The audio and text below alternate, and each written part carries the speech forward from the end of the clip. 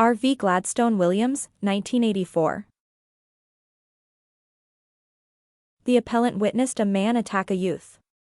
He rushed to the aid of the youth and hit the attacker.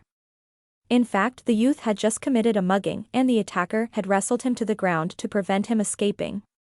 The appellant was convicted of ABH under S.47 of the Offences Against the Person Act 1861. He appealed, contending that the trial judge gave a misdirection to the jury in requiring the mistake to be a reasonably held mistake.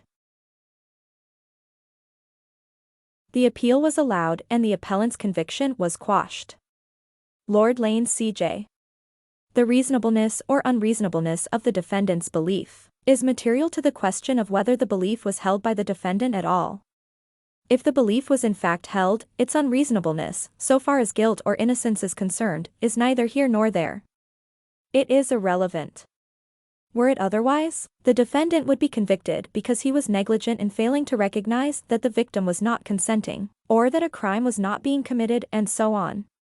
In other words, the jury should be directed first of all that the prosecution have the burden or duty of proving the unlawfulness of the defendant's actions. Secondly, if the defendant may have been laboring under a mistake as to the facts, he must be judged according to his mistaken view of the facts. Thirdly, that is so whether the mistake was, on an objective view, a reasonable mistake or not.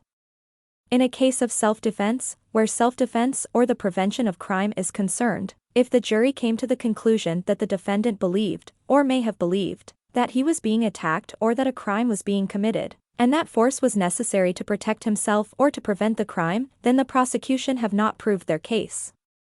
If however the defendant's alleged belief was mistaken and if the mistake was an unreasonable one, that may be a powerful reason for coming to the conclusion that the belief was not honestly held and should be rejected.